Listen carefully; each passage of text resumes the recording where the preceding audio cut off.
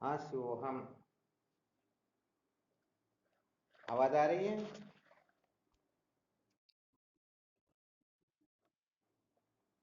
क्या विषय चल रहा था अपना?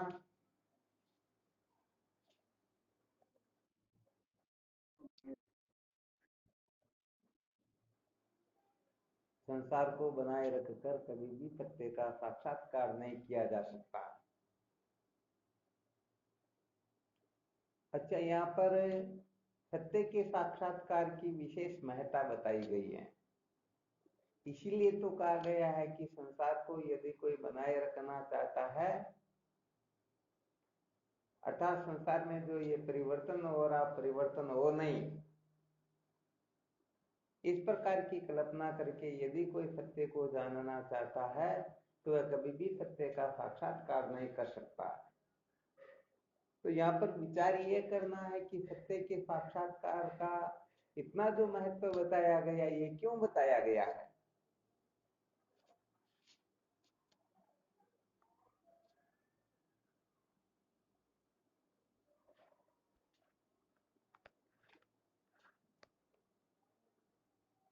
क्या कारण है?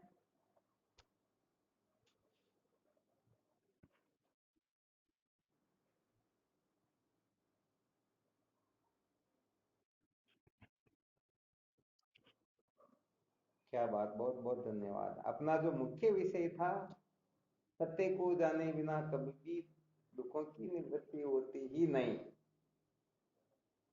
अर्थात सत्य को जान करके ही ये जीव अनादिकाल के दुख दोनों से, समस्त बंधनों से मुक्त होकर के सदा सदा के लिए परमानंद का अनुभव कर सकता है। अर्थात सर्व दुखों की अत्यंत निवृत्ति और परमानंद की जो प्राप्ति है, उसके लिए केवल और केवल मात्र सत्य को जानना आवश्यक होता है। क्या आवश्यक होता है? यहाँ पर थोड़े कुछ विलक्षण सूत्र बताते हैं। कहने का मतलब, थोड़ा बहुत विचार करेंगे तो वैसे ठीक ठीक तरह से समझ में आ जाएगा। तो सर्वप्रथम यह निश्चय कर लेना चाहिए, अच्छी तरह से हृदयंगम कर लेना चाहिए कि सत्य को जाने बिना कभी भी दुखों का नाश होता ही नहीं, दुखों की निवृत्ति होती ही नहीं, जीवन कभी भी धन्य नहीं होता है। सत्य को जानने के अलावा हम चाहे कुछ भी क्यों न कर ले, फिर भी हम सचमुच में धन्य हो नहीं सकते। अच्छा, ऐसा आप लोगों को अनुभव है क्या? सत्य को न जान करके इसके सिवाय हम सब कुछ कर ले, फिर भी दुखों से छुटकारा प्राप्त नहीं होता। ऐसा अनुभव है क्या अपने को? हैं? कौन बोले? महावीर जी बोले क्या? कौन बोले? हैं? अच्छा, तेज सिंह जी बोल रहे क्या? तो अपने को अनुभव नहीं है ना?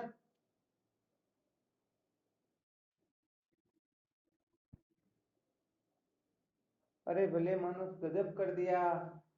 अनादिकाल से यहाँ तक बताया जाता है कि पृथ्वी के धूलि के कणों की गिनती तो कम हो सकती है, परंतु हमारे इतने जन्म हो गए, कितनी बार हम इंद्र चंद्र बन चुके हैं। तो बताओ, अनुभव नहीं किया क्या? अरे सारे वेदांत विचार पर पानी फेर दोगे भाई, ऐसे बोलोगे तो। अरे ऐसा संसार का कौन सा भोग पदार्थ है, क्या ऐसा कौन सी प्रतिष्ठा है, कौन सा पद या कौन सी ऐसी वस्तु जिसका हमने अनुभव नहीं किया हो, जिसको हमने प्राप्त नहीं किया हो? परंतु सत्य बात तो यह है कि सत्य को जाने बिना कभी भी दुखों का नाश होता ही नहीं। सत्य को जान करके ही हम समस्त दुखों से मुक्त हो सकते हैं। इनके सिवाय और कोई साधन न भूतो न भविष्यति, न कभी साधन कभी पहले हुआ और न कभी आगे होगा। यदि ऐसे विचार नहीं करेंगे तो फिर हम पहली कक्षा से शुरुआत करेंगे कि चलो हमें इंद्र के पद का भी अनुभव करना है, ब्रह्मा के पद का अनुभव करना है, या अष्ट सिद्धि नवनीति को प्राप्त करना है, 14 विद्याओं को प्राप्त करना है, अथवा अनेक प्रकार की जो क्रियाएं चेष्टाएं हैं उनमें हमें पारंगत होना है। आ रहा समझ में? हाँ, बहुत अच्छी तरह से मंथन करना, क्योंकि सत्य को जाने बिना दुखों का अंत होता ही नहीं। तो ये सूत्र अच्छी तरह से अपने हृदय में बैठ जाए, अर्थात सब कुछ करके भी यहाँ तक कि ब्रह्मा का पद, विष्णु का पद भी क्यों न प्राप्त कर ले, फिर भी हम जन्म मरण मृत्यु की श्रृंखला से मुक्त नहीं हो सकते। यदि जन्म मरण की श्रृंखला से मुक्त होना है तो इसके लिए केवल और केवल मात्र सत्य का साक्षात्कार करना होगा, सत्य को जानना होगा। सत्य को जाने बिना दुख नाश का उपाय अंतर कोई है ही नहीं। कोई है क्या? अरे तो फिर ऊपर को चढ़ा क्यों करते हो? हाँ, समझ में नहीं आया, इसीलिए तो समझ करके फिर बोलना चाहिए। तो आ गया ना अच्छी तरह से समझ में? वैसे देखा जाए तो अभी केवल शब्द शब्द समझ में आया, थोड़ा बहुत शब्द का अर्थ समझ में आ गया होगा। सचमुच में तो सत्य को जानने के सिवाय जो कुछ भी है, जिस दिन हम उनको महत्व देना बंद कर देंगे, समझ लेना चाहिए हम सचमुच में सत्य को जानने की ओर प्रवृत्त हो चुके हैं। सचमुच में जो सच्ची जिज्ञासा है, जो तड़पन है, वह जागृत हो चुकी है। वरना तो ये अर्थ तो सबके समझ में आ रहा ही आ रहा, परंतु इतना जरूर आता है कि ये दूसरों को कहेंगे, इतना लोगों के समझ में आ जाता है। ये वेदांत विचार अंतर्मुक्ता का मार्ग होता है, ये बहिर्मुक्ता का मार्ग है ही नहीं। इसलिए समस्त साधकों को अपने अपने स्तर पर यही विचार करना है कि ये मेरे समझ में आया या नहीं आया। आ गया समझ में? हाँ, पहले आपको एक दृष्टांत सुनाया था कि वेदांत अंतर्मुक्ता का मार्ग कैसे है। तो हाँ शिव, माइक बंद करना ना, चालू सत्संग में वैसे मैसेज कर दिया करो या बोल दिया करो, फिर बीच में विक्षेप होता है, तारा टूटती है ना। तो क्या होता है कि वृंदावन में रासलीला हो रही होती है, तो उस समय 2-4 दिन रासलीला देखने के पश्चात कोई एक स्त्री उड़िया बाबा जी महाराज के पास में जाकर शिकायत करने लगती हैं।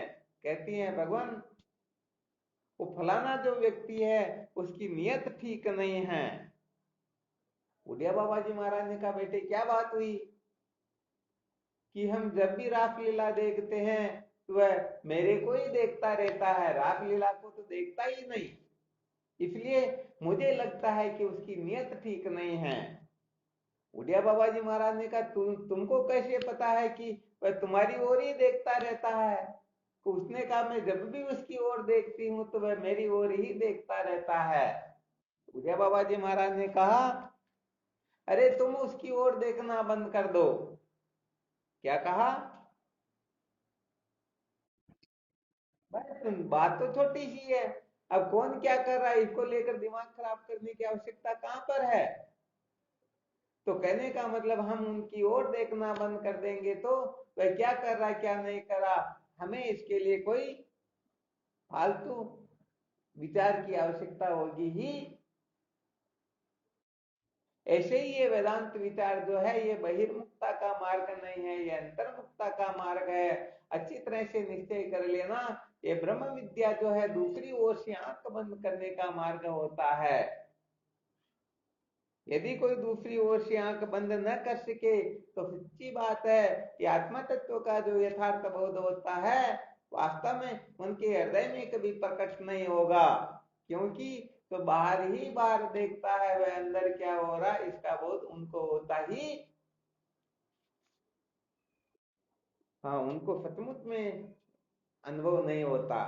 तो देखो यहाँ पर अपना जो मुख्य सूत्र था, सत्य को जाने बिना दुखों का अंत होता ही नहीं, तो इस सूत्र से अनेक अनेक प्रकार के सूत्र निकलते हैं, जिसमें सबसे बड़ा सूत्र यह है कि हम अनादिकाल से पता नहीं क्या क्या करते आए हैं, अभी भी कर रहे हैं, और कल्प कल्पांतर तक, असंख्यों असंख्यों वर्षों तक ये हम जो कर रहे हैं, करते आए हैं, ये करते ही रहेंगे। तो भी कहने का मतलब अपना जीवन धन्य नहीं हो सकेगा, हम सचमुच में कृतार्थ नहीं हो सकेंगे। क्यों? क्योंकि अभी जो बताया गया है ये ब्रह्मास्त्र है, ये सिद्धांत है कि सत्य को जाने बिना कभी भी दुखों का अंत होता ही।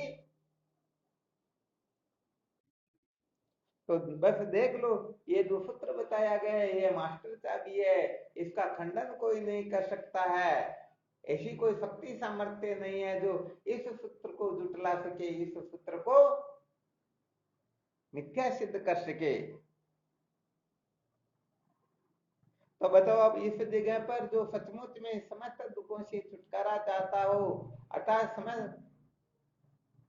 समस्त दुख का तात्पर्य जन्म मरणादि समस्त संसार से हो गया, जन्म से लेकर के मृत्यु तक, पुनरपि जननम पुनरपि मरणम पुनरपि जननी जठरे शयनम, बार बार जन्मना मरना और माँ के गर्भ में उल्टे लटके रहना, वैसे यही क्या है, सबसे बड़े दुख है।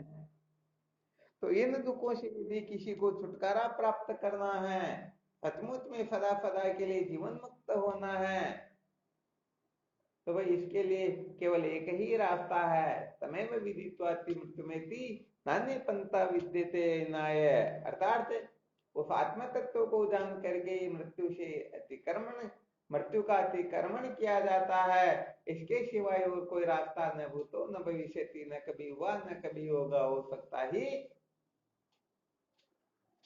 तो चलो यहाँ पर कितने विभाग हो गए, एक तो हो गया सत्य और एक हो गया असत्य, ठीक बात है। क्योंकि अपना जो हमेशा का चिंतन मनन चल रहा है, ग्रहण त्याग, अर्थात क्या ग्रहण करे और किसका त्याग करे, और ये किसके लिए, सत्य के साक्षात्कार के लिए, अथवा इस संसार को बनाए रखने का जो आग्रह है, उस आग्रह से विनिर्मुक्त होने के लिए एक छोटी सी प्रक्रिया निकाली, और उस प्रक्रिया का नाम है ग्रहण और त्याग। तो देखो एक तरफ तो सत्य हो गया, एक तरफ असत्य हो गया, सत्य का साक्षात्कार करके हम अपने जीवन को धन्य बना सकते हैं, और असत्य के पीछे पागल होकर के असत पदार्थों में आस्था रख करके हम सदा सदा के लिए पतन की ओर जा सकते हैं। अब अपने को पतन की ओर जाना है अथवा अपने जीवन को धन्य बनाना है, सबसे पहले ये निश्चय कर लेना अपने को, जो पहले बताया ना, सबसे पहले तो अपने जीवन का यथार्थ लक्ष्य निश्चय करेगा, मुझे इसी जीवन में सत्य का साक्षात्कार करना है, अर्थात मुझे अब किसी माँ के गर्भ में उल्टा नहीं लटकना है, मुझे जन्ममरणादिक संसार का जितना भी दुख है, समस्त दुखों से मूल सहित छुटकारा प्राप्त करना है। ऐसा यदि कोई लक्ष्य निश्चय करेंगे तो न चाहते हुए भी, देखो ध्यान देना, बड़ा ब्रह्मास्त्र है, बहुत बड़ा सूत्र है, देखो एक तो छोड़ना पड़ता है और एक स्वतः ही छूट जाता है। जैसे सीपी का ज्ञान होने पर चांदी को लेने के लिए दौड़ेंगे क्या, हाँ, क्योंकि वास्तव में वहां पर चांदी है ही नहीं। तो ऐसे ही एक तो छोड़ना होता है और एक स्वतः ही छूट जाता है।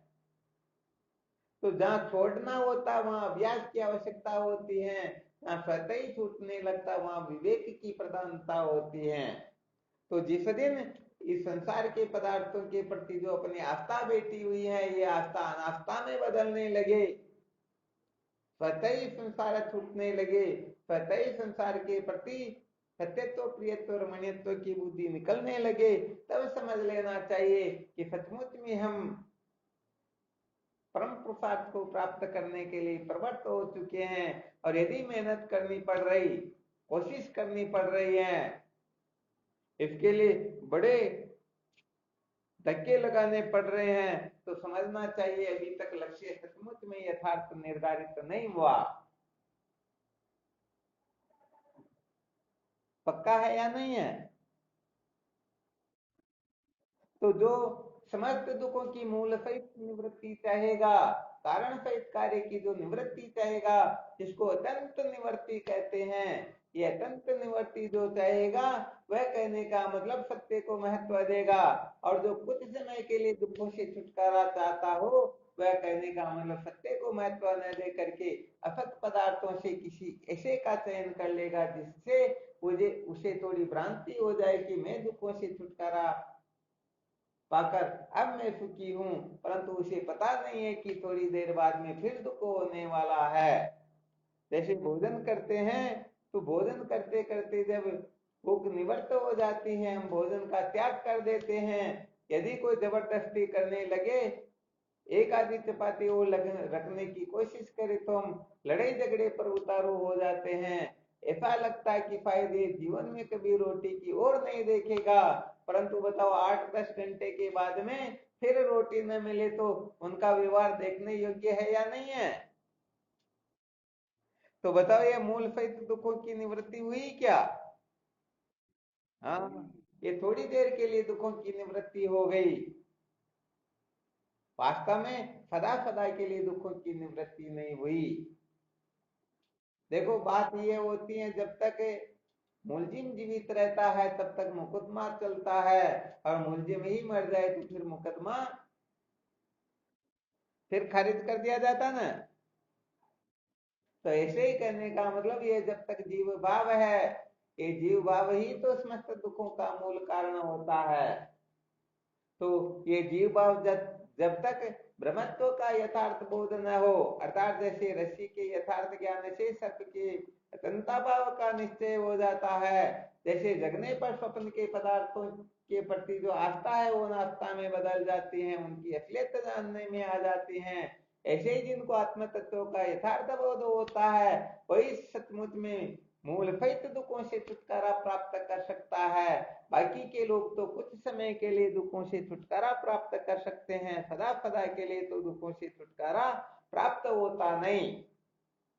ठीक है ना?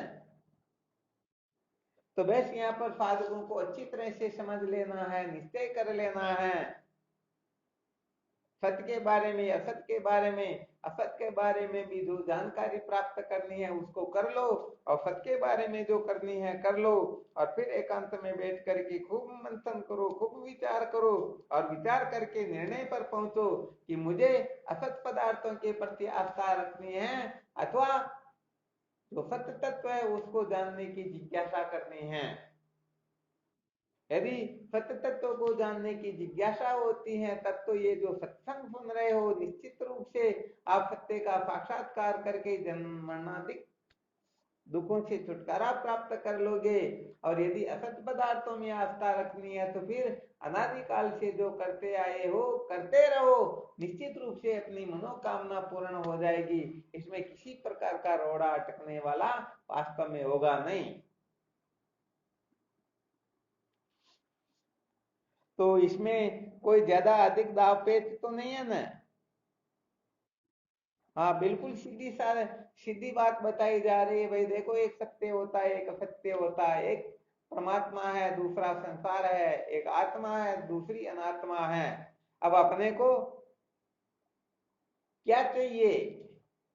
जैसे अपने पास में दो विकल्प रख दे, किसी को कहीं पर जाना हो उनको कह दे देखो भाई ये घोड़ा बंधा हुआ है, ये गधा बंधा हुआ है, अब आप आपकी मर्जी से घोड़े पर बैठ बैठ करके जाना चाहो तो आपका स्वागत, और गधे पर बैठ करके जाना चाहो तो आपकी मौत।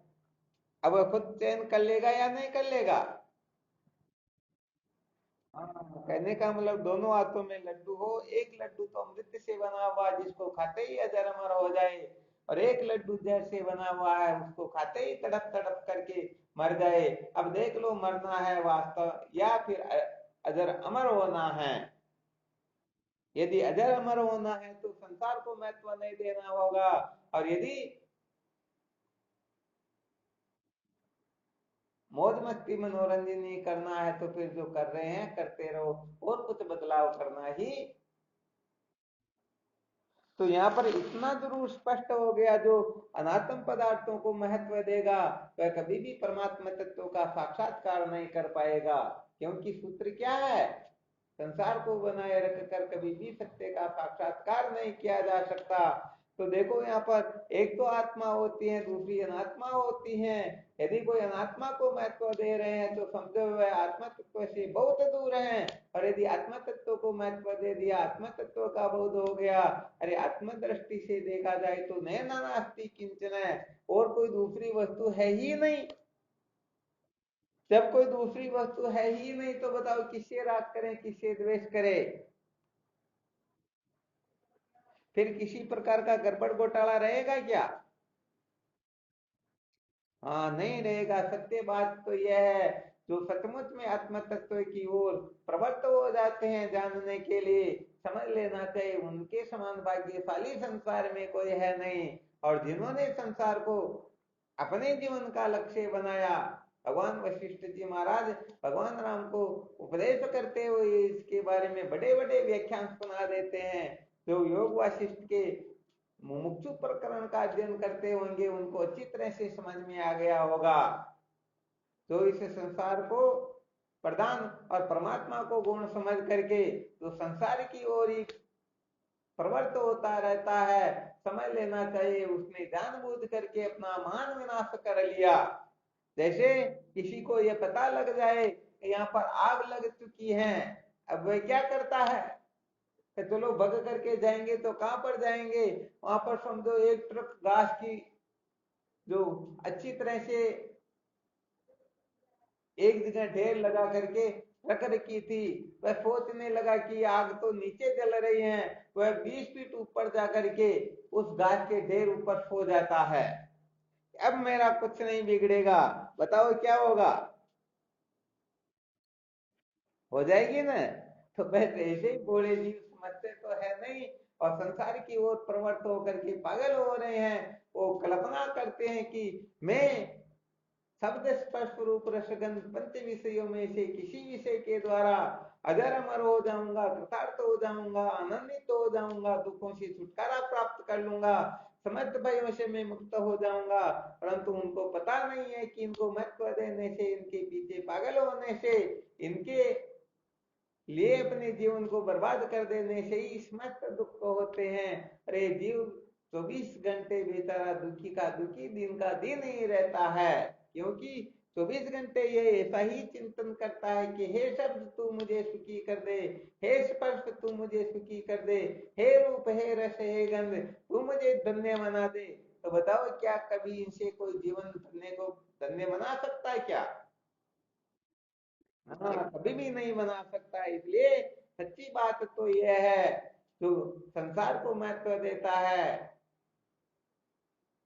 संसार के पीछे पागल होता है, संसार की प्राप्ति अपने जीवन का लक्ष्य बनाता है, समझ लेना चाहिए उन्होंने मानव जीवन के महत्व को समझा ही नहीं, मानव जीवन के मूल्य को सचमुच में वह समझता ही नहीं। समझो वह तो वास्तव में ऐसे ही जन्मा और ऐसे ही मर जाएगा, उनके जीवन का कोई उद्देश्य है ही नहीं। वो बताया ना, अजागली के कुछ नहीं क्यों जन्म व्यर्थ है तासू, चारों पल में एक भी उपजे हृदय न जासू, अजागली के कुछ नहीं क्यों जन्म व्यर्थ है तासू।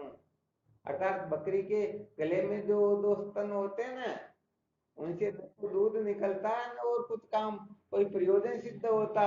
वो बेचारे जब जाड़ी के कांटों में उलझ जाते तो बकरी को और बहुत ज्यादा परेशान कर देते हैं। तो ये संसार में जो धर्म अर्थ काम मोक्ष चार फल में एक फल को भी प्राप्त करने में पूर्ण रूप से समर्थ नहीं हुआ, तो समझ लेना चाहिए वह उनकी गति अजागली के कुछ नहीं क्यों जन्म व्यर्थ है तासु, उनके जीवन का कोई उद्देश्य नहीं।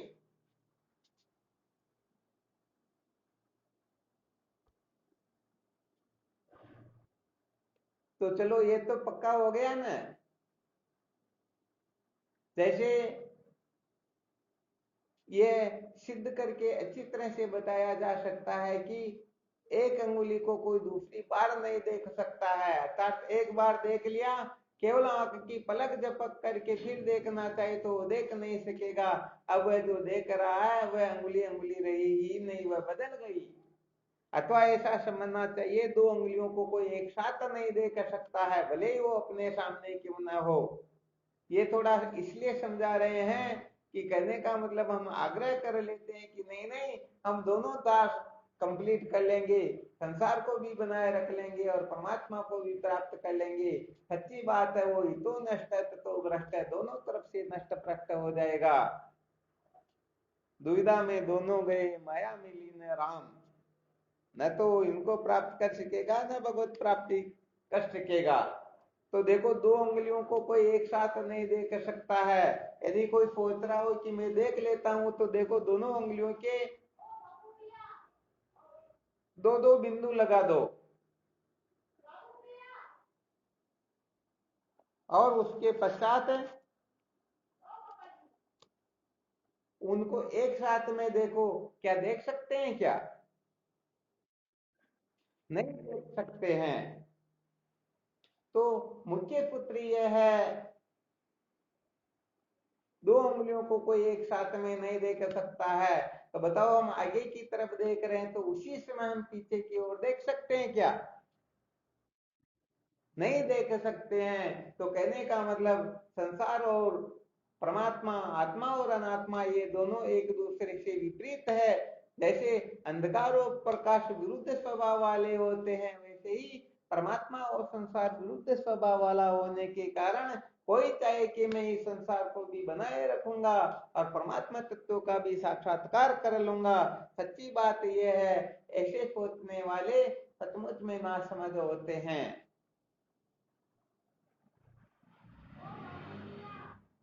आ गया समझ में? इस रहस्य को अच्छी तरह से समझ लेना चाहिए, ठीक है ना?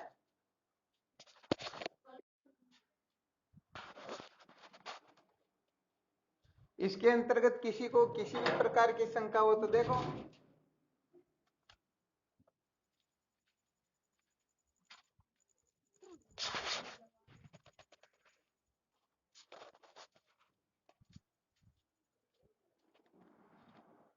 कोई है शंका किसी को? नहीं है ना?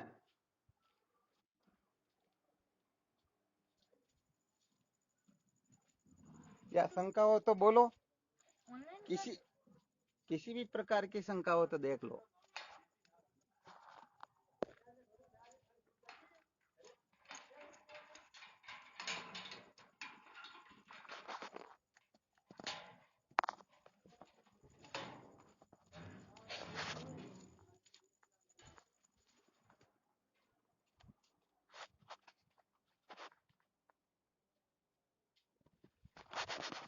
सबको समझ में आ गया?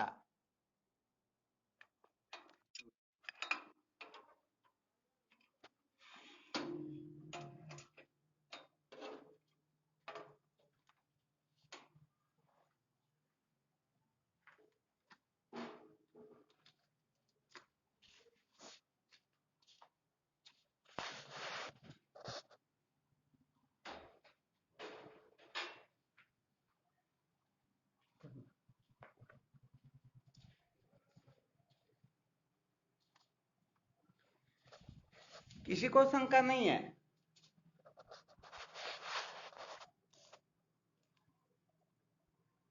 आवाज आ रही नहीं आ रही? अरे तो कम से कम बोल तो जाया करो। मैं तो सोच रहा हूँ आवाज ही नहीं आ रही है। अरे भले अपन इनको धारण करे ना करे, प्राप्त करे ना करे, परंतु कम से कम अर्थ तो समझ में आ रहा ना। हाँ, यदि हम संसार को प्राप्त करना चाहेंगे तो परमात्मा छूट जाएगा। छूटेगा या नहीं छूटेगा? बिल्कुल पक्का। अच्छा, फिर विचार करके देखो, यदि परमात्मा को प्राप्त करना चाहे तो बोलो संसार छूटेगा या नहीं छूटेगा? हाँ, बहुत बहुत अच्छी बात है। अच्छा, थोड़ा यहाँ और रहस्य बता देते ताकि साधकों को थोड़ा बल मिल जाएगा। क्योंकि संसार में प्राणी मात्र जो है संसार को बनाए रखना चाहते हैं, ये बिगाड़ना नहीं चाहते हैं। तो यदि कोई संसार को प्राप्त करना चाहे तो वह निश्चित रूप से परमात्मा छूट जाएगा। परंतु यदि कोई परमात्मा को प्राप्त कर ले तो फिर संसार भी नहीं छूटेगा। बताओ, उपाय अच्छा है या नहीं है? अच्छा उपाय है ना? तो फिर परमात्मा प्राप्ति की चेष्टा करनी चाहिए या संसार को प्राप्त करने की? पक्का? हाँ, परंतु बात यही, सूत्र यही है कि जब तक परमात्मा तत्व का साक्षात्कार नहीं होता है तब तक तो संसार को छोड़ना ही पड़ता। क्योंकि हम जिन जिन को महत्व दे करके बैठे हुए हैं, वास्तव में वह परमात्मा है नहीं। तो ये दृष्टांत इस प्रकार से समझ सकते हो जैसे किसी ने चपरासी का पद प्राप्त कर लिया, अथवा समझो किसी ने मास्टर का पद प्राप्त किया, तो बताओ कलेक्टर का पद तो बाकी रहा या नहीं रहा? परंतु किसी ने कलेक्टर का पद प्राप्त कर लिया, तो बताओ मास्टर बनना, चपरासी बनना शेष रहा है क्या? समझ में आ गया होगा शायद। इसी प्रकार से यदि कोई परमात्मा तत्व का साक्षात्कार कर ले, तो बताओ कुछ भी शेष रहता है क्या? हाँ, अच्छी तरह से निश्चय करना है इसको। परमात्मा तत्व का साक्षात्कार कर लेने के पश्चात उनका कोई कर्तव्य शेष रहता ही नहीं। परंतु यदि कोई संसार को प्राप्त करने की चेष्टा करता है, तो पहली बात तो यह है कि संसार की प्राप्ति वास्तव में होती ही नहीं। और यदि कोई बहुत मेहनत करके, कोशिश करके, पता नहीं क्या क्या करके, किसी को उल्लू बना करके, आंखों में मिर्च डाल करके, धोखा जालसाजी, पता नहीं क्या क्या करके संसार को प्राप्त करने की कोशिश भले ही कोई कर क्यों ना ले, फिर भी बताओ परमात्मा तो छूट जाएगा या नहीं छूटेगा? हाँ, तो संसार को प्राप्त कितना भी क्यों ना कर लो, परंतु परमात्मा तत्व छूट जाएगा। और यदि कोई परमात्मा तत्व का साक्षात्कार कर लेता है, तो फिर कुछ शेष रहा ही। आ गया समझ में? हाँ, ये बहुत कहने का मतलब ऐसे ऐसे सूत्र हैं कि इन सूत्रों को यदि हम सावधानी से मनन करेंगे, विचार करेंगे, तो सच्ची बात तो यह है, अधिष्ठान को यदि किसी ने ठीक ठीक तरह से जान लिया, दृष्टांत के रूप में समझ सकते हैं। यदि किसी ने मूल को पकड़ लिया, तो समझो पूरा वृक्ष उनकी मुट्ठी में है। आ गया समझ में? एक पकड़िया सब आ गए, डाल पान फल फूल, साधु पीछे क्या रहा, जिन पकड़िया निज मूल। यदि मूल को पकड़ लिया तो कुछ शेष नहीं रहा ना, नहीं रहा। तो बस, यदि कोई संसार को भले ही प्राप्त करना चाहता हो, बनाए रखना चाहता हो, तो भी उसे परमात्मा तत्व की ही खोज करनी चाहिए। क्योंकि परमात्मा तत्व का साक्षात्कार हो गया, तो फिर कुछ शेष रहेगा ही नहीं।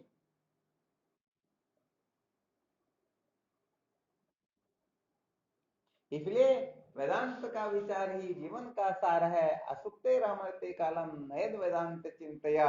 जागने से लेकर के सोने तक, जन्म से लेकर के मृत्यु तक, केवल और केवल मात्र आत्म तत्व का ही, ब्रह्म तत्व का ही, परमात्मा तत्व का ही, सत्य का ही हमें क्या करना चाहिए?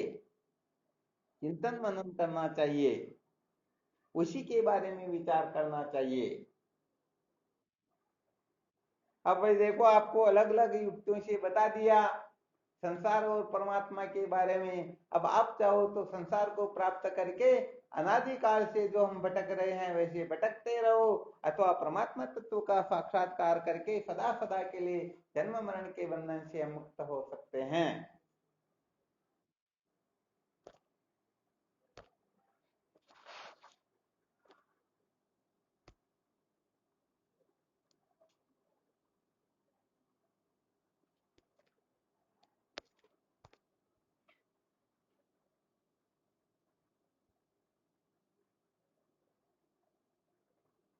अच्छा, सत्य के बारे में थोड़ा, क्योंकि सत्य को महत्व देंगे और संसार को महत्व नहीं देंगे, थोड़ा बिल्कुल शॉर्ट रूप में सत्य किसे कहते हैं?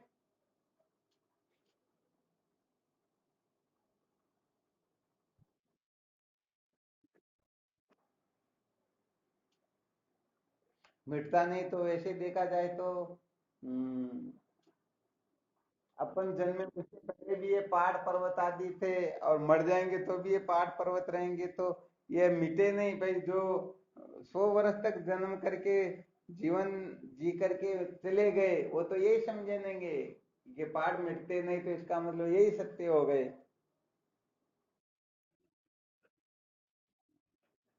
अधिष्ठान, पहाड़ का अधिष्ठान।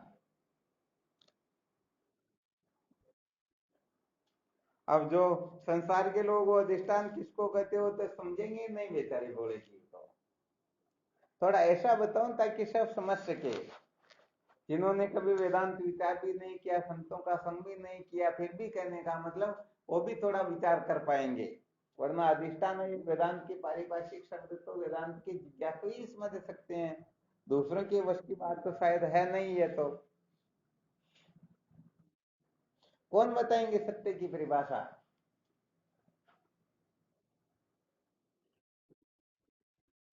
हाँ शिवोहम।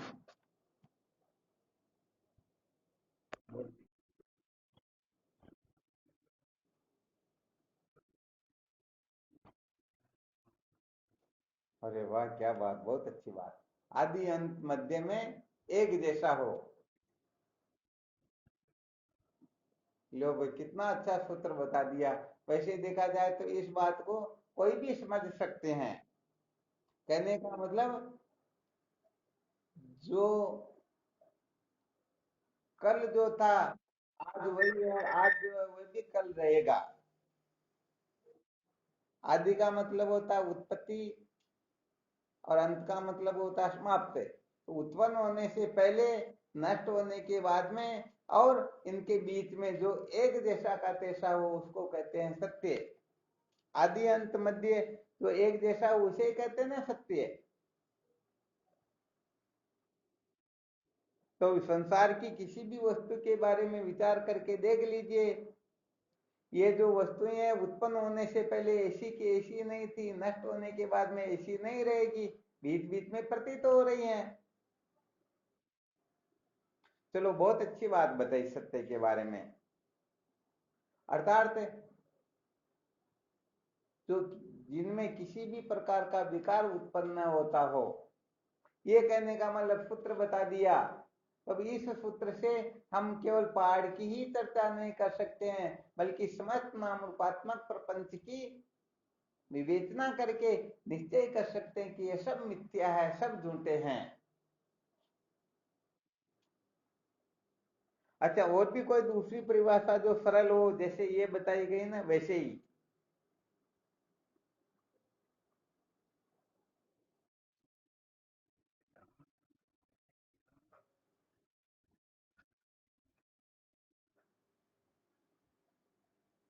खेर पद की बात अलग है। अपने को ऐसे डायरेक्टली सत्य की परिभाषा बता देनी, अर्थात जिसकी उत्पत्ति नहीं होती हो, जिसका नाश नहीं होता, इतना ही कहना चाहते हो ना? आद अंत होवे नहीं मेरा, यही तो कह रहे हो, और कुछ कह रहे हो क्या? हाँ, ये कह रहे हैं, तो बहुत अच्छी बात है। एक सूत्र ये हो गया जिसका आदि अंत न हो, आदि का मतलब जिसकी उत्पत्ति न होती हो और जिसका नाश नहीं होता हो। तो संसार में जितने भी पदार्थ दिखाई दे रहे हैं सब उत्पत्ति वाले हैं या नहीं है? और ये अकाट्य सूत्र समझ लीजिए, जिसकी उत्पत्ति होती है उसका नाश निश्चित रूप से हो जाता है। तो इसका मतलब क्या हुआ, जिस चीज की उत्पत्ति होती है उसका नाश हो जाएगा। तो जो उत्पत्ति और विनाश जिनका होता है वह वस्तु सत्य नहीं है। जिसकी उत्पत्ति विनाश होता है उसको संसार कहते हैं, जिसकी उत्पत्ति नाश नहीं होता उसको परमात्मा कहते हैं। बहुत धन्यवाद, बहुत अच्छा सूत्र बताया। और भी कोई सूत्र बताना चाहते हैं इसी प्रकार का कोई? हाँ शिवम।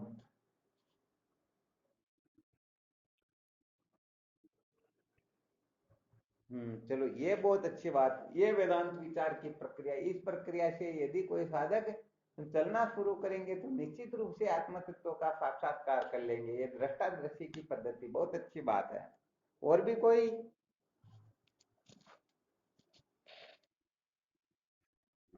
हाँ शिवम, बोलो।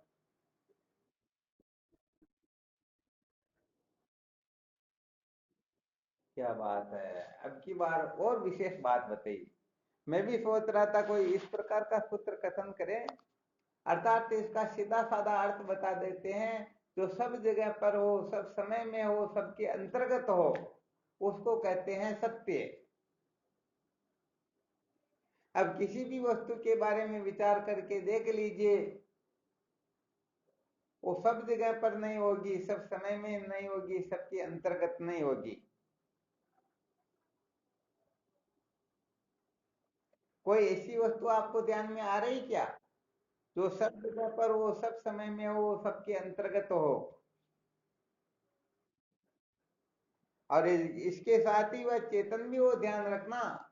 वरना कोई कह देंगे आकाश सब जगह पर है, सब समय में है, सबके अंतर्गत है, परंतु ये चेतन नहीं है। हालांकि सब जगह सब समय में और सबके अंतर्गत देश काल वस्तु से जो अपरिचिन्न होती हैं, वह वस्तु सत्य हुआ करती। अर्थात जो सब देश में हो, सब समय में हो, सब वस्तुओं के अंतर्गत हो, यही बताना चाह रहे थे ना भवानी शंकर जी?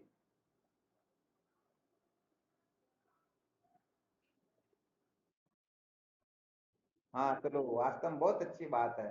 तो जो देश काल वस्तु से परिचिन्न हो, उसको कहते हैं सत्य। वैसे देखा जाए तो त्रिकालबादी तुम सत्य तुम, जिसका तीनों काल में कभी बाध न हो, उसे कहते हैं सत्य। तो बस उसी को समझाने के लिए छोटे छोटे सूत्र और इनके साथ में हो गए।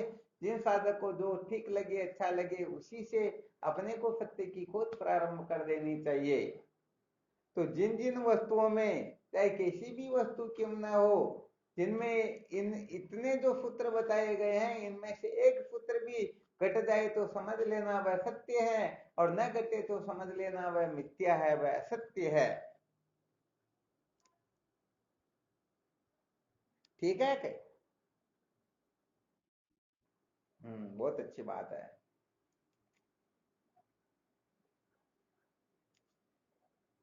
तो संसार की किसी भी वस्तु को देख लीजिए। वैसे देखा जाए तो पांच तत्वों से ही सबकी उत्पत्ति होती है, तो उत्तम साधक जो होते हैं ना, वो मूल को देख लेते हैं। यदि आकाश वायु अग्नि जल पृथ्वी ये पांचों तत्व सत्य सिद्ध हो गए, तो हो सकता है इनसे बने हुए पदार्थ भी सत्य हो। परंतु विचार करके देखे तो ये पांचों तत्व जो है कसौटी पर खरे नहीं उतर सकते। अच्छा, वैसे देखा जाए तो आकाश तो सब जगह पर होता है। हाँ, पृथ्वी भले ही सब जगह पर नहीं है, जल सब जगह पर नहीं है, अग्नि सब जगह पर नहीं है, वायु भी नहीं है। वो ये वायु भी 800 किलोमीटर तक है, उसके पश्चात नहीं है। परंतु आकाश तो सब जगह पर है ना भाई, यहाँ क्या करोगे फिर? कोई है ऐसा सूरवीर जो इसको झुटला सके?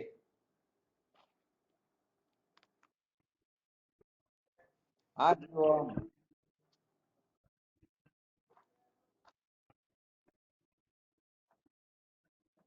नहीं, प्रश्न ये नहीं किया गया। प्रश्न ये कि आकाश तो सब जगह पर रहता है, किस जगह पर आकाश नहीं है बताओ? वो पर प्रकाश वो नहीं बताना, इसी बारे में बोलना।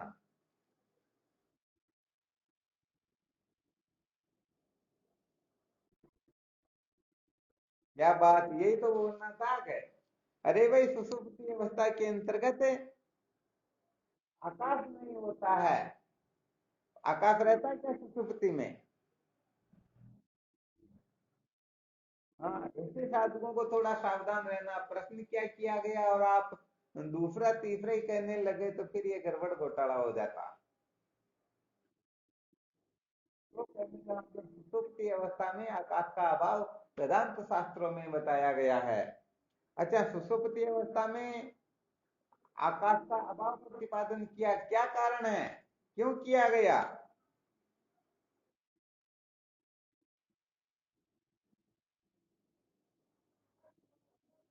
अब जो बताएंगे वो थोड़े विशेष सूरवीर साधक है। समझो, वो थोड़ा वेदांत विचार करते हैं, वेदांत के प्रक्रिया के बारे में थोड़ा बहुत समझते हैं।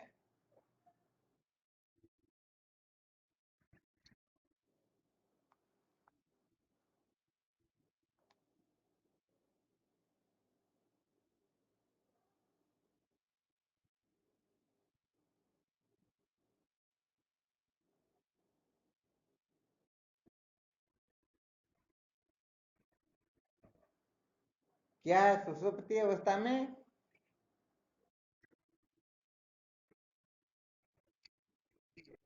नहीं, देश काल नहीं होते तो फिर सुषुप्ति किसमें होगी?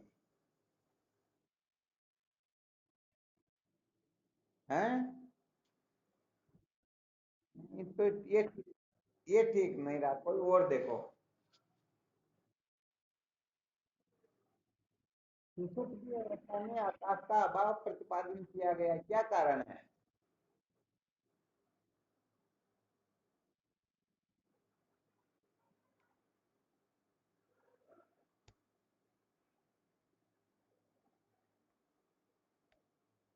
अरे भाई, इसमें तो वेदांत के अच्छे अच्छे साधक भरे हुए हैं ना, क्या बात हो रही। देवकरण जी, कभी कभी बोला करो ना, क्या बात, बिल्कुल मौन रहते हो क्या?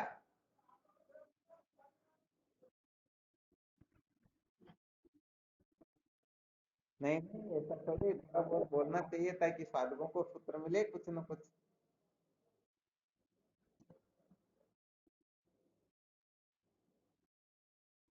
हाँ बिल्कुल बोलो।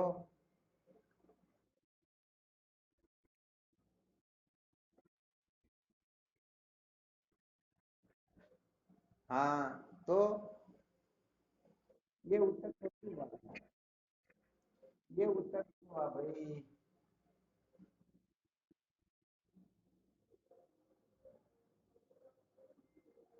वो तो अत्यंत भाव वाली बात होगी, जब तत्व ज्ञान होगा उस समय, जब अज्ञान, ये विद्या जो मूल सहित भस्म हो जाएगी, तो उसमें आकाश आदि का अत्यंत भाव निश्चय हो जाएगा। अभी सुषुप्ति अवस्था की चर्चा चल रही है। सुषुप्ति में आकाश का जो भाव प्रतिपादन किया गया है, तो क्यों किया गया, क्या कारण है?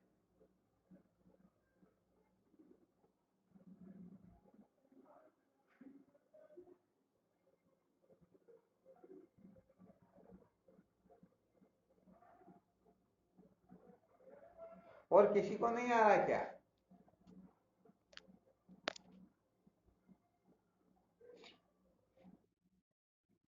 नहीं आ रहा ना?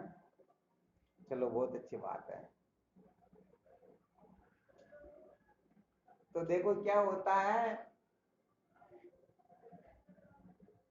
सुषुप्ति अवस्था के अंतर्गत जब अंतःकरण अविद्या में लीन हो जाता है। अरे भाई, मन बुद्धि से ही तो आकाश का अनुभव होता है। आकाश की प्रतीति किससे होती है? मन से होती है। यदि मन ही ना हो तो आकाश की प्रतीति होगी क्या? हाँ, वैसे देखा जाए तो मन से ही सबकी उत्पत्ति होती है। चित्त में वह संसार का या नहीं का? तो बताओ, सुषुप्ति अवस्था में जब अंतःकरण ही नहीं रहेगा, मन बुद्धि ही नहीं रहेगी, तो बताओ आकाश किसको प्रतीत होगा, किसको आकाश का अनुभव होगा? नहीं होगा ना। हाँ, तो आकाश कहने का मतलब इन इंद्रियों का विषय नहीं, परंतु मन का विषय जरूर है। जैसे वायु को हम त्वचा से स्पर्श कर सकते हैं, आंखों से नहीं देख सकते, फिर भी त्वचा से स्पर्श कर सकते हैं या नहीं कर सकते हैं? अच्छा, वायु को हम त्वचा से स्पर्श कर सकते हैं, परंतु आकाश को त्वचा से स्पर्श कर सकते हैं क्या? तो आकाश का अनुभव किससे होगा, त्वचा से होगा या कान नाक से, किससे होगा? हाँ, मन से होगा। और मन सुषुप्ति अवस्था में रहता है क्या? नहीं रहता। वैसे यही कारण है कि आकाश का सुषुप्ति अवस्था में अभाव प्रतिपादन किया गया। चलो ठीक है। तो इससे सिद्ध हुआ, जब आकाश ही मिथ्या है, अर्थात अभी जो सूत्र बताया गया, देश काल वस्तु से अपरिचिन्न हो, जो सब जगह पर हो, सब समय में हो, सबके अंतर्गत हो, उसे सत्य कहते हैं। तो देखो, आकाश जो है पृथ्वी जल अग्नि वायु इन सब का कारण है। कारण होते हुए भी जब इसका भी अभाव हो जाता है, तो बताओ दूसरों का अभाव तो स्वतः ही हो जाएगा या नहीं? हो जाएगा। तो बताओ, आकाश सत्य हुआ क्या? आकाश सत्य नहीं हुआ, क्यों नहीं हुआ? हो सकता है आकाश भले सब जगह पर हो, सबके अंतर्गत हो, परंतु सब समय में नहीं है, अर्थात सुषुप्ति अवस्था के समय में ये रहता नहीं। तो कुल मिलाकर के अन्वय व्यतिरेकी न्याय से अपने को इतना ही समझना है कि जब आकाश का भी अभाव हो जाता है, आकाश भी मिथ्या हो जाता है, तो फिर कहने का मतलब ये जो है पृथ्वी जल आदि और इनसे उत्पन्न होने वाले भूत भौतिक समस्त पदार्थ, इनकी तो बात ही क्या है। ऐसा समझना चाहिए जैसे कोई राष्ट्रपति के बिल्कुल समीप रहे, उनके साथ एक हो कर रहे, उनके द्वारा भी यदि कोई ऐसा काम जो नहीं करवाया जा सकता है, तो बताओ सचिव सरपंच से आशा कर सकते हैं कि ये उस काम को करवा लेंगे? नहीं करवा सकते ना। तो कहने का मतलब आकाश परमात्मा के बहुत नजदीक है, और वेदांत शास्त्रों में आकाशवत सर्वगतश्च नित्य, परमात्मा तत्व को समझाने के लिए, ब्रह्म को समझाने के लिए आकाश का दृष्टांत दिया गया। तो आकाश भी जब मिथ्या हो जाता है, तो बताओ अब बाकी चीजों की तो है कुछ महत्व? थोड़ी बहुत गुंजाइश है क्या? बिल्कुल भी नहीं है। तो यहाँ पर ऐसा समझ लेना चाहिए, जो संसार को महत्व देता है, संसार को प्राप्त करना चाहता है, तो सच्ची बात तो यह है कि संसार नाम की कोई वस्तु होती ही नहीं। जैसे रस्सी में सर्प नहीं होता, सीपी में चांदी नहीं होती है, स्वप्न का धन नहीं होता है, मृग तृष्णा का जल नहीं होता, ऐसे ही संसार नाम की कोई वस्तु होती ही नहीं। तो ये जैसे प्याज को छीलते छीलते छीलते अंत में कुछ नहीं निकलता, ऐसे ही यदि कोई संसार को पाना चाहेगा, तो सच्ची बात तो ये संसार नाम की कोई वस्तु प्राप्त होगी ही नहीं, अरे ऐसे ही जन्मा और ऐसे ही मर जाएगा। क्योंकि वास्तव में संसार नाम की कोई वस्तु होती तो हम इसको प्राप्त कर भी लेते, परंतु जब है ही नहीं। कोई ये कह दे कि वो बंध्या का पुत्र जो है, उसने कहने का मतलब फलाने के घर में जाकर चोरी कर ली, तो ये बात सत्य हो सकती क्या?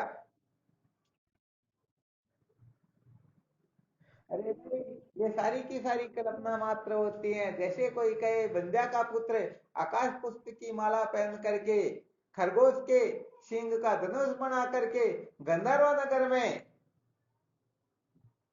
अपने शत्रु को पराजित करने के लिए गया, बताओ कितनी सत्यता इसमें?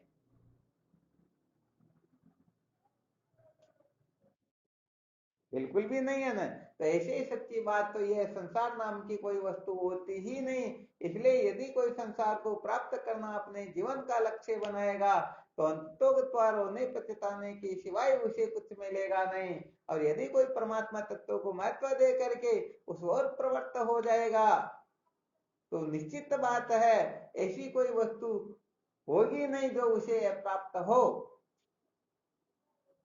जिसके लिए भी दृष्टांत दे दिया कि राष्ट्रपति का पद किसी ने प्राप्त कर लिया हो, तो फिर ऐसा कोई पद शेष रहा ही नहीं जिस पद को प्राप्त करने की उनकी चाहना रहे, या उनको पाने की तड़पन शेष रह जाए।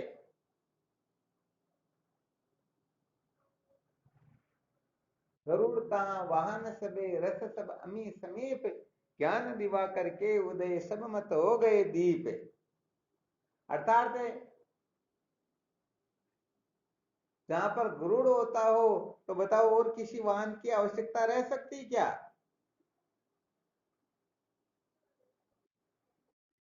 अमृत पीने के बाद में और किसी रस को चखने की आवश्यकता होती क्या? और ज्ञान रूपी सूर्य उदय हो जाए तो फिर दीपक की जरूरत होती क्या? बस ऐसे ही जिनको आत्म तत्व का बोध हो जाता है, परमात्मा तत्व को जो प्राप्त कर लेते हैं, फिर उनके लिए कुछ विशेष रहता ही नहीं। समझो, सब उनको अनायास ही प्राप्त हो गए। इसलिए कुल मिलाकर के जो परमात्मा तत्व का साक्षात्कार करना चाहेगा, जो परमात्मा तत्व को ही अपने जीवन का लक्ष्य बनाएगा, निश्चित रूप से समझ लेना चाहिए उसे अंत में पछताना नहीं पड़ेगा, रोना नहीं पड़ेगा। और जो संसार को प्राप्त करना अपने जीवन का लक्ष्य बनाएगा, तो सो प्रतर दुख पावई सिर दुनी दुनी पछताई, काले ही कर्म ही ईश्वर ही मिथ्या दोष लगाए। वो निश्चित रूप से अंत में रोता हुआ ही जाएगा, शांति उसको स्वप्न में भी मिलने वाली है ही नहीं। तो यहाँ पर ये संसार जो है, संसार की ऐसी कोई वस्तु है ही नहीं जो प्रत्येक क्षण में परिवर्तित नहीं हो रही हो। वास्तव में देखा जाए तो संसार प्रत्येक क्षण में बदलता रहता है। हम इस संसार को बनाए रखना चाहते हैं, समझ लेना चाहिए यही समस्त दुखों का मूल कारण है। तो जो वस्तु कभी बदलती ही नहीं, बदलना जिसका स्वभाव ही नहीं, चाह करके भी जिसको बदला नहीं जा सकता, उस वस्तु को प्राप्त करना अपने जीवन का लक्ष्य होना चाहिए। परंतु नासमझ लोग जो प्रत्येक क्षण में बदलने वाली वस्तु होती है उसी पर भरोसा करते हैं, उनके पीछे पागल होते हैं, उन्हीं के लिए मरने मारने पर उतारू होते रहते हैं। ऐसे बोले जीव तो सचमुच में व्यर्थ ही जीते हैं, व्यर्थ ही जन्मते मरते हैं, उनके जीवन का कोई लक्ष्य सचमुच में होता ही नहीं। इसलिए अपने को खूब विचार करना है, मंथन करना है, केवल और केवल मात्र सत्य के साक्षात्कार को महत्व देना है। और सत्य का साक्षात्कार जो अपने जीवन का लक्ष्य बना लेगा वह कभी भी असत के प्रति आस्था रखेगा नहीं, क्योंकि असत पदार्थों के प्रति आस्था रख करके कभी भी सत्य का साक्षात्कार किया नहीं जा सकता। आ गया समझ में? चलो बहुत बहुत धन्यवाद। अब इसमें यदि किसी भी प्रकार की शंका हो तो देख लो।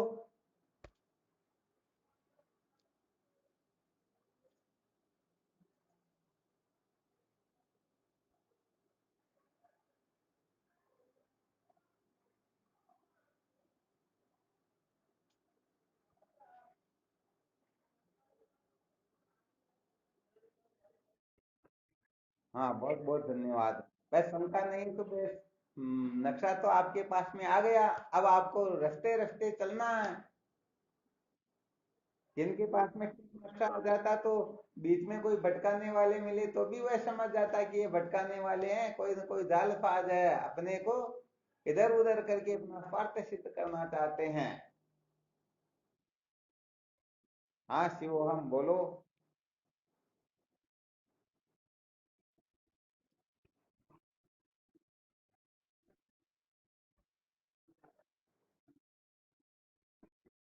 हाँ सत्य का साक्षात्कार नहीं किया जा सकता, बिल्कुल ठीक है।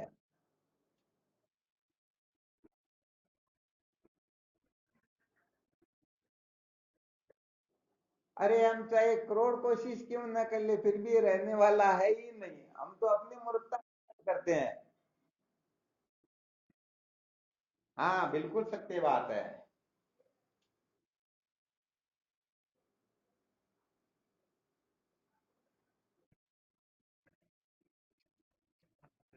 बिल्कुल।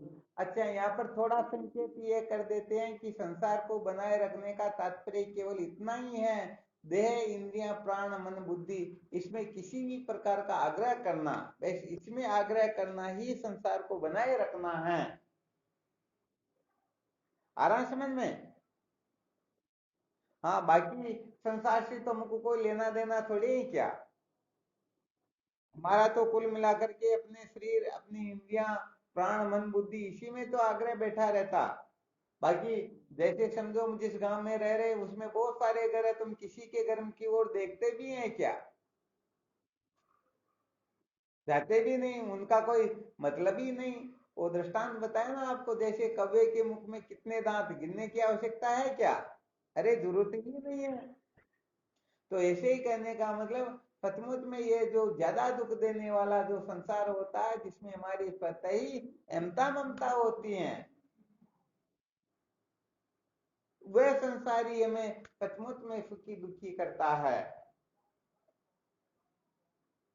तो जिन जिन में हमारी अहमता ममता होती है उनका कुछ बिगाड़ हो जाए या कुछ न कुछ हो जाए तभी तो हमें हर्ष शोक होता है। अभी कोई कहते फलाने देश में इतने लोग मर गए तो हम बताओ शोक व्यक्त करते हैं, शोक मनाते हैं क्या, बैठक लगाते हैं क्या? और फलाने देश में इतने लोगों का इतने बच्चों का जन्म हो गया तो हम यहाँ पर कुछ मिठाई वगैरह वितरण करते हैं क्या? हाँ तो जब जब ये सूत्र वर्णन किया जाता है कि संसार को बनाए रखकर सत्य का साक्षात्कार नहीं किया जा सकता, समस्त साधकों को विशेष रूप से, हालांकि उस ओर भी देखते रहना परंतु अधिकतर यही चिंतन करना, यही अपने को ध्यान रखना है। इस सूत्र का तात्पर्य होता है देह इंद्रिया प्राण मन बुद्धि, देह व देह के जितने भी संबंधी नाते रिश्ते जिनमें हमारी अमता ममता स्वाभाविक रूप से होती हैं, तो ये अमता ममता के जितने भी क्षेत्र है उसी का नाम होता है संसार। तो बताओ, जो मन को महत्व दे रहे हैं, तो बताओ सबके साथ में उनका संबंध हो गया या नहीं हुआ? तो इसीलिए यहाँ मन बुद्धि को महत्व न देना, दे इंद्रिय प्राण इनके पीछे पागल होना, यही संसार को बनाए रखने का आग्रह हुआ करता।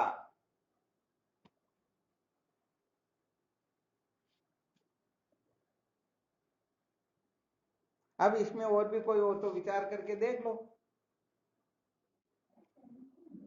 अच्छी तरह से आ गया ना समझ में? हाँ, ये विशेष बात है। बहुत बहुत धन्यवाद है। तो वैसे अपने को, चलो फिर भी ध्यान रखना कि भले ही अपने से संसार छूट नहीं रहा हो, आग्रह भले ही ना निकले, फिर भी चिंता मत करना, कम से कम इनके प्रति सत्य बुद्धि तो निकाल ही लेना। जैसे पैर में कांटा चुभ गया हो, कांटे को हम निकाल भी लेते हैं, परंतु उसकी मेल जो है कुछ समय तक दुखी करती है। तो भले ही संसार के प्रति पूर्ण रूप से आग्रह निवर्त न हो, फिर भी कम से कम ये समझ लेना कि ये जीवन का सार नहीं है। कल जो ब्रह्मास्त्र बताए ना, बड़े बड़े विलक्षण सूत्र, उन सूत्रों के अनुसार देख लेना। केवल हमें इतना सा समझ लेना है कि ये झूठा और ये सच्चा, बस। क्योंकि जिस समय हम सचमुच में सत्य के साक्षात्कार के लिए या सचमुच में दुखों से छूटने के लिए, सचमुच में सुखी होने की जब हम चेष्टा करेंगे, तो संसार को महत्व न दे करके हम परमात्मा को ही देंगे। तो पहले केवल मात्र इतनी सी जानकारी प्राप्त कर लो कि संसार दुख रूप है और परमात्मा आनंद रूप है। इसमें किसी को कोई इतराज हो सकता है क्या? हाँ, नहीं इसमें कोई दाव पेच है, ऐसा न कुछ छोड़ना पकड़ना है। केवल अपने भीतर एक ऐसा संस्कार बिठा लेना, हम जिस संसार को आनंद रूप समझ करके अनादिकाल से पागल हो रहे हैं, अब केवल थोड़ा संशोधन कर लेना है कि वास्तव में ये संसार दुख स्वरूप है। जैसे हड्डी के ढेर पर बैठ करके कभी कोई सुगंध का अनुभव नहीं कर सकता, ऐसे ही इस संसार को प्राप्त करके कोई अजर अमर नहीं हो सकता। जैसे रेत को पीसने से तेल नहीं निकलता है, पानी को भिगोने से घी नहीं निकलता, ऐसे ही संसार के समस्त भोग पदार्थों को कल्प कल्पांतर तक कोई भोगता क्यों न रहे, फिर भी सचमुच में वह दुखों से मुक्त नहीं हो सकता। आ गया समझ में? तो बस इतना सा संस्कार बिठा लो, ये संसार दुख रूप है और परमात्मा आनंद रूप है। बस यही चिंतन मनन करो, इसी का खूब विचार करो। विचार करते करते करते स्वतः ही संसार से छूटने की इच्छा जागृत हो जाएगी और परमात्मा तत्व को पाने की तड़पन जागृत होने लग जाएगी। इसी को हम तत्व जिज्ञासा कहेंगे, इसे ही जिज्ञासा का उदय होना कहते हैं।